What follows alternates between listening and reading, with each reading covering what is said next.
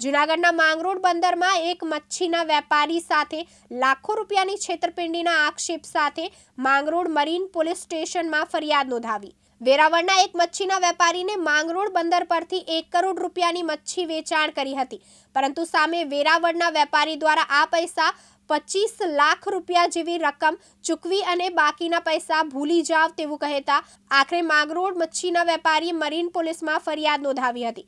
ફરિયાદને લઈ પોલીસ દ્વારા આરોપીની અટક કરી વધુ તપાસ હાથ ધરવામાં આવી છે।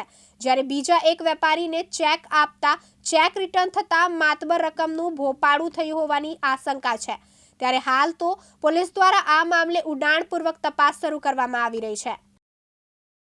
મારું નામ ભીમા માવજી ખોરાવા, હું માંગરોળ બંદરનો રહેવાસી છું। મારા છોકરા ભાર્ગવ ફૂડ્સના નામે વેરાવળની કંપની નાઝ મરીનમાં માલ આપેલ છે અને એના બદલામાં એને મને ચેક આપેલા છે। 1,85,00,000 મારા બાકી છે।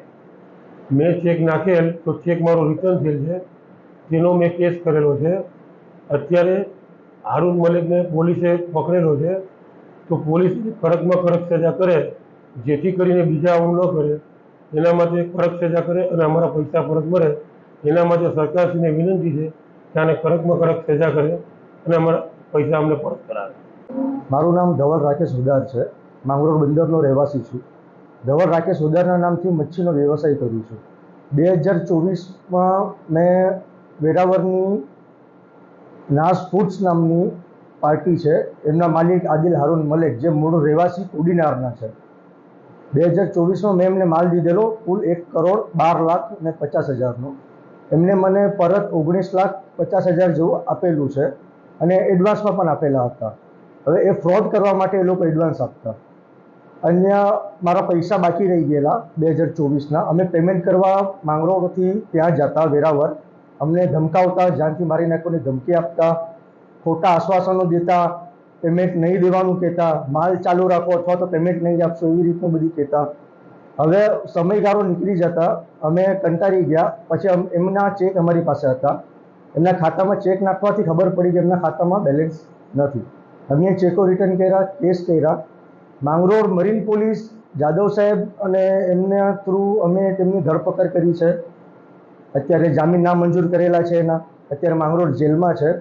સરકારશ્રીને અમારું નિવેદન છે કે અમને થોડુંક મદદ કરે આમાં। નાના માછીમારોના પૈસા છે, મારા સિવાય અન્ય 1-2 પાર્ટીના પણ માંગરોળના બહુ મોટી રકમમાં પૈસા રોકેલા પડ્યા છે એમની પાસે, જે 1-2 વર્ષ જૂના પૈસા છે।